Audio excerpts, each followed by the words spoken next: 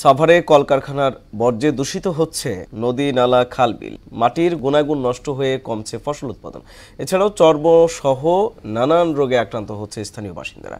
এ নিয়ে সরকারি কোনো তদারকিও নেই বলে জানান তারা। যদিও উপজেলা কৃষি কর্মকর্তা বলছেন কৃষকের ক্ষয়ক্ষতির বিষয়টি নিয়ে কাজ চলছে। জিয়াউদ্দিনের প্রতিবেদন, জানাচ্ছেন বুশরাত জাহান। 12টি ইউনিয়ন নিয়ে গঠিত সাভার উপজেলার বেশিরভাগ মানুষের রুটিরুজির প্রধান মাধ্যম কৃষিখাত। আর সেই কৃষি উৎপাদনের সবচেয়ে বড় নিয়ামক মাটির উর্বরতা। কিন্তু সেই মাটির গুণাগুণ নষ্ট হচ্ছে আনাচে কানাচে গড়ে ওঠা কলকারখানার দূষিত বর্জ্যে।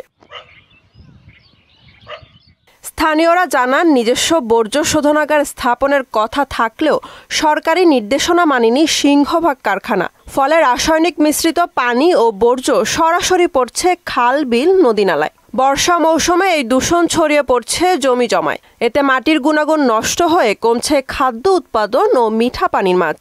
গার্মেন্টস ফ্যাক্টরিতে যে ময়লা আবর্জনা, বজ্র, কেমিক্যাল, এগুলা গন্ধে আর ময়লা আবর্জনার যে একটা বিষাক্ত, এর জন্য এখানে কোনো ফসল হয় না। চাষাবাদ বন্ধ, এখানে আগে ধান চাষ হইতো, এখন বন্ধ।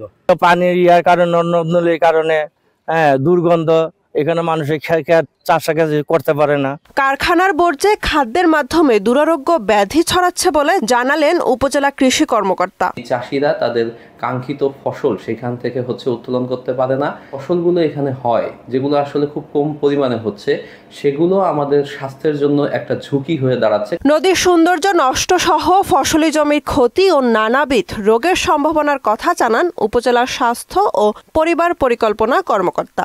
দূষিত পানি যখন নদীতে এসে নদীর পানির সাথে মিশে, এতে করে কিন্তু যখন সেই পানি পান করে ডায়রিয়া, আমাশা, কলেরা, টাইফয়েড, কৃমিসহ বিভিন্ন রোগ হতে পারে। পাশাপাশি চর্মরোগ জটিল আকার ধারণ করতে পারে। বর্জ্য শোধনাগার স্থাপনে কারখানা মালিকদের বাধ্য করা সহ দূষণ রোধে সরকারের কঠোর পদক্ষেপ চেয়েছেন এলাকাবাসী। বুশরাত জাহান, মোহনা সংবাদ।